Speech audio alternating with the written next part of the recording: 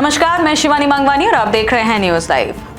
महिला आरक्षण बिल गिरने पर कैबिनेट बैठक में बोले पीएम मोदी, विपक्ष को भुगतना पड़ेगा अंजाम। लोकसभा में महिला आरक्षण से संबंधित 131वां संविधान संशोधन बिल पारित न होने पर प्रधानमंत्री नरेंद्र मोदी ने कैबिनेट बैठक में विपक्ष पर हमला बोला। प्रधानमंत्री ने कहा कि महिला आरक्षण बिल का समर्थन न करके विपक्षी ने गलती की है और अब उनको अंजाम भुगतना पड़ेगा। पीएम मोदी ने इस मुद्दे को गांव-गांव तक पहुंचाने पर जोर दिया और कहा कि विपक्ष ने देश की महिलाओं को हराया है, इसको जन-जन तक, गांव-गांव तक ले जाना है। वहीं महिला आरक्षण बिल पास न हो पाने पर संसदीय कार्य मंत्री किरेन रिजिजू ने कहा कि हम सभी इस बात से दुखी हैं कि कांग्रेस और विपक्ष ने संविधान में संशोधन की अनुमति नहीं दी। यह हमारी सरकार या पार्टी के लिए नुकसानदायक नहीं, बल्कि इससे देश की महिलाओं का नुकसान हुआ है। और दूसरी ओर कांग्रेस महासचिव प्रियंका गांधी वाड्रा ने इसे लोकतंत्र की बड़ी जीत बताया और कहा कि सरकार की ओर से संघीय ढांचे को कमजोर करने की कोशिश को विपक्ष ने एकजुट होकर रोक दिया। मेरठ प्रयागराज गंगा एक्सप्रेसवे तैयार, 29 अप्रैल को लोकार्पण करेंगे पीएम मोदी। मेरठ प्रयागराज गंगा एक्सप्रेसवे का रन ट्रायल पूरा कर लिया गया है। पूरब से पश्चिम को जोड़ने वाले 594 किलोमीटर लंबे इस एक्सप्रेसवे का लोकार्पण प्रधानमंत्री नरेंद्र मोदी आगामी 29 अप्रैल को हरदोई के सलेमपुर में करेंगे। इस एक्सप्रेसवे पर सफर के दौरान विश्राम स्थल, चिकित्सा सेवा, ट्रॉमा सेंटर और भोजनालय आदि की सुविधाएं मिलेंगी। यूपीडा के अधिशासी अभियंता राकेश के अनुसार मेरठ से प्रयागराज के बीच 15 टोल प्लाजा पर कर्मचारी तैनात कर दिए गए हैं और स्पीड मॉनिटरिंग सिस्टम सक्रिय कर दिया गया है। इस एक्सप्रेसवे की शुरुआत मेरठ हापुड़ रोड स्थित बिजौली से होगी और यहां से 4 किलोमीटर दूर खड़खड़ी में पहला टोल भरना होगा। गंगा एक्सप्रेसवे पर 4 जगह हवाई पट्टियां बनाई गई हैं, जहां आपात स्थिति में लड़ाकू विमान उतर सकेंगे और उड़ान भर सकेंगे।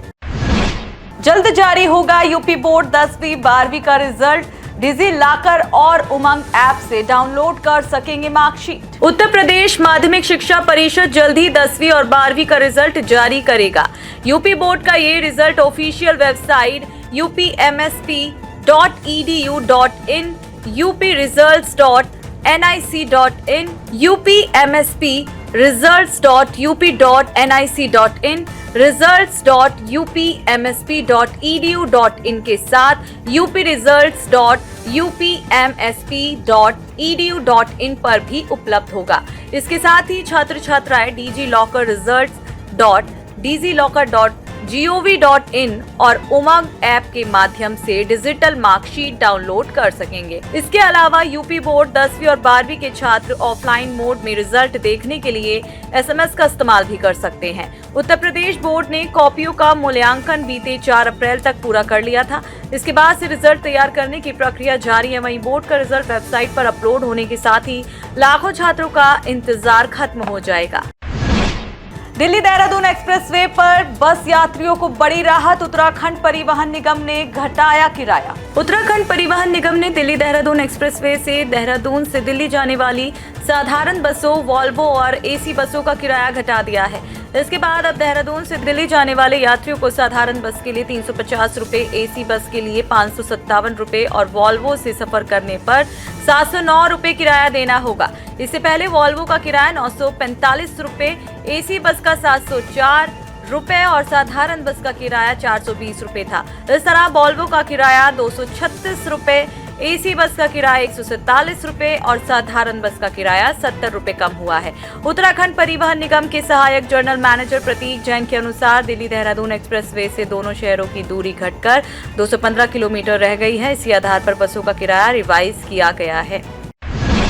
रूस से अब और तेल खरीद सकेगा भारत। अमेरिका ने प्रतिबंधों में छूट की समय सीमा बढ़ाई। अमेरिकी प्रशासन ने रूसी तेल की खरीद पर लगाए गए प्रतिबंधों में छूट की समय सीमा बढ़ा दी है और इसके साथ ही भारत समेत अन्य देशों को रूसी तेल खरीदने की अनुमति मिल गई है।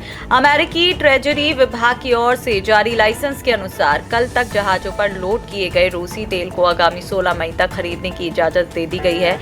हालांकि भारत ने पहले ही स्पष्ट कर दिया था कि वह इस फैसले से प्रभावित नहीं होगा और रूस से कच्चा तेल व LPG खरीदना जारी रहेगा।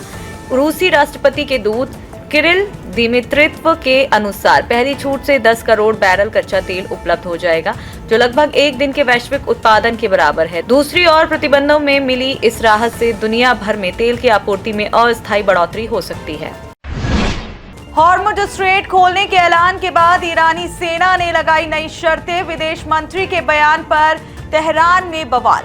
ईरान के हॉर्मुज स्ट्रेट खोलने के ऐलान के बाद ईरानी रिवॉल्यूशनरी गार्ड्स ने नई शर्तें लगा दी हैं, जबकि ईरानी विदेश मंत्री अब्बास अरागची के बयान में इन शर्तों का उल्लेख नहीं था। सोशल मीडिया प्लेटफॉर्म एक्स पर ईरानी नौसेना ने कहा कि हॉर्मुज से सभी तरह के आवागमन के लिए Islamic revolutionary guard corps navy से अनुमति लेना जरूरी है। इससे पहले ईरान के कई सरकारी मीडिया संस्थानों ने विदेश मंत्री अरागची के ऐलान का विरोध किया और उसे गलत और अधूरा बताया। इसके साथ ही कहा कि अरागची के बयान से हॉर्मुज जलसंधि को फिर से खोलने के मामले में बेवजह का भ्रम पैदा हो गया है।